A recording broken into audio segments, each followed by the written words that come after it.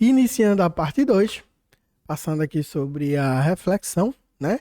Como é que funciona? Eu tenho os softwares, né? Os programas, o sistema operacional e o hardware. Isso aí a gente já viu, tá bom? Então funciona dessa forma sempre: software, sistema operacional e hardware.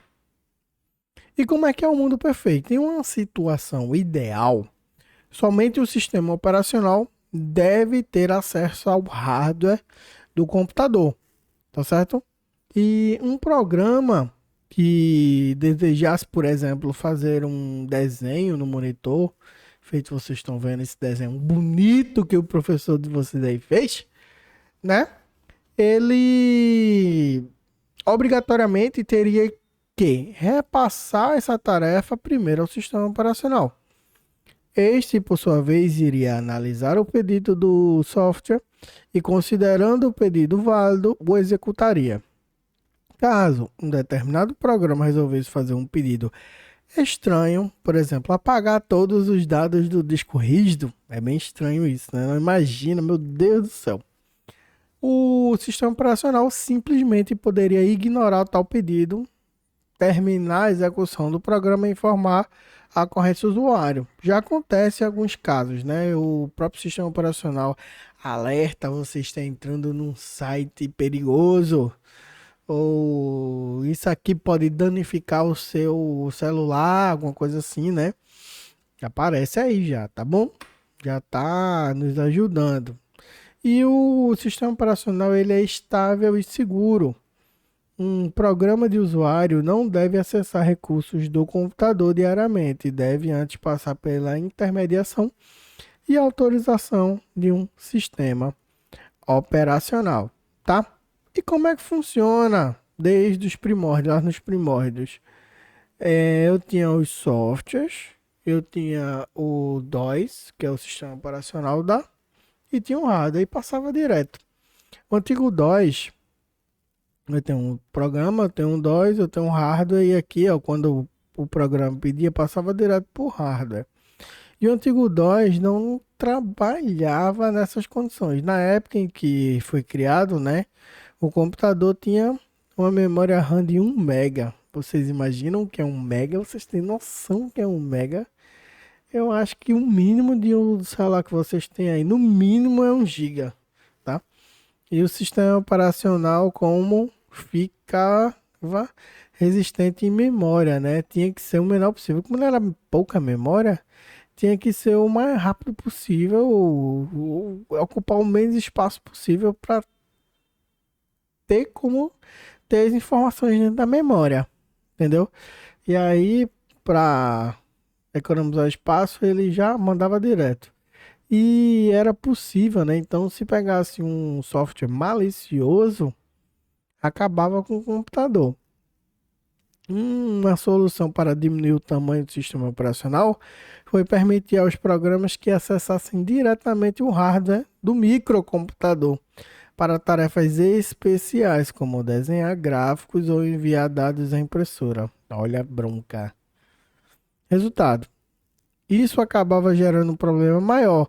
Se um programa fizesse um acesso indevido diretamente ao hardware do computador, ou se o programa não estivesse bem escrito, isso inevitavelmente era refletido no hardware, fazendo com que o programa parasse por travamento.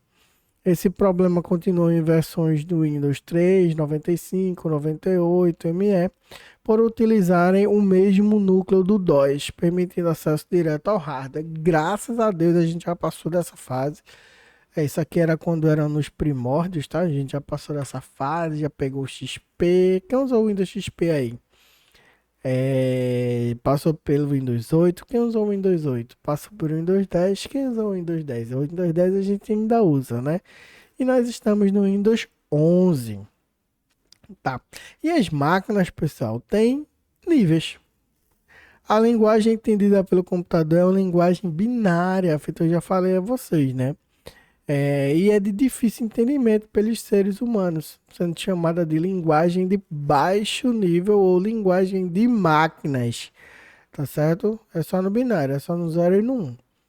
As linguagens mais próximas aos dos seres humanos são classificadas como linguagem de alto nível. Os computadores entendem apenas programas feitos em sua linguagem binária, como Java, Python e C++. A gente vai ver alguma dessa, tá? Quando vocês forem ver a disciplina de lógica de programação. E eu deixei aqui uma curiosidade, porque existem muitas linguagens de alto nível utilizadas para os mais diversos fins, como C, C++ e Java. Os códigos-fontes escritos nessas linguagens precisam ser convertidos em linguagem binária. Por exemplo, a linguagem C utiliza uma forma de conversão diferente da utilizada pela Java, e cada linguagem terá lá a sua forma de modificar da linguagem de alto nível para a linguagem de baixo nível.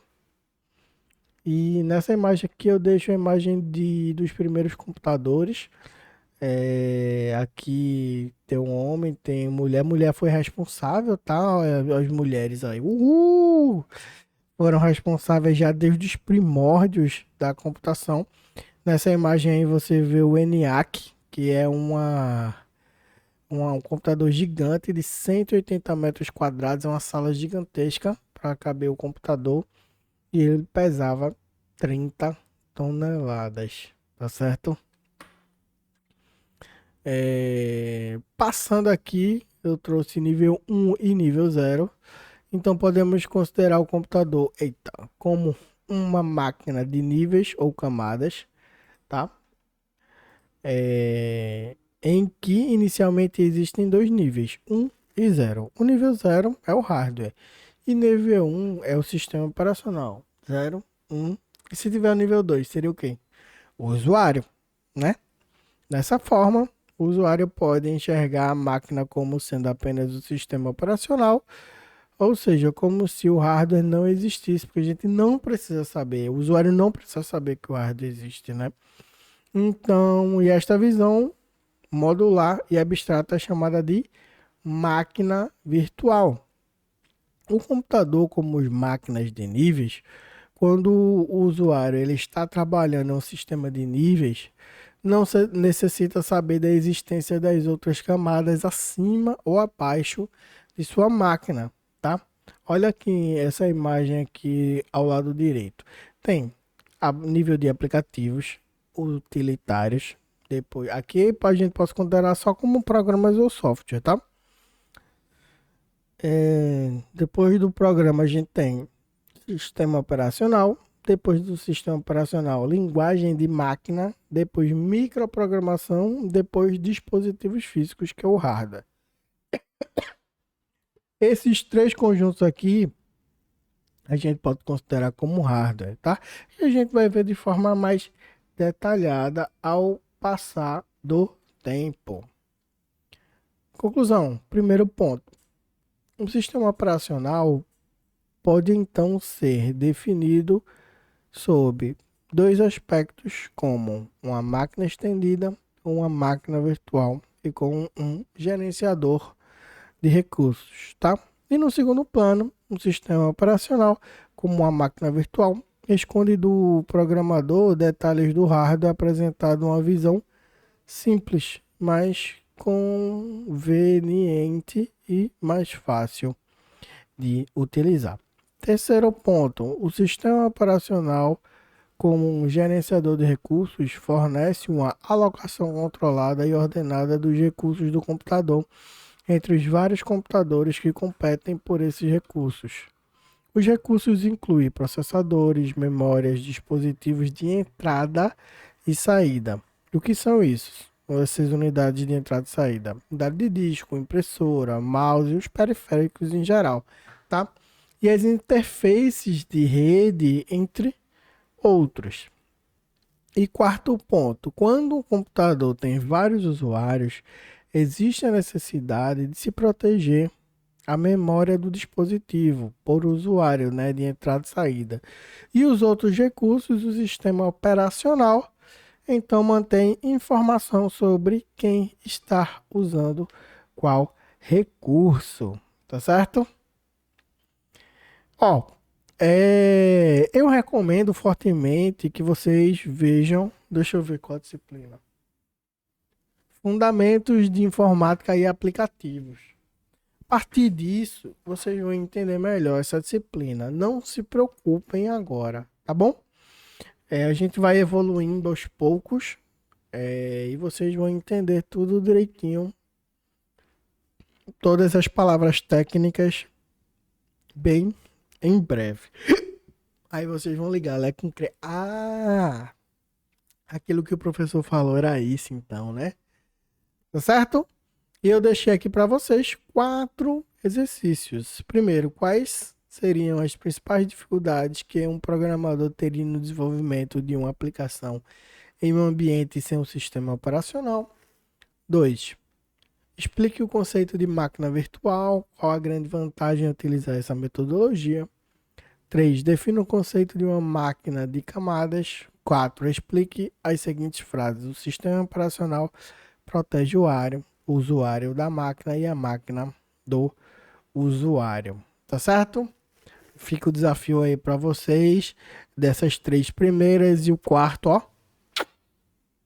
Mamão com açúcar, né? Vou ficando por aqui.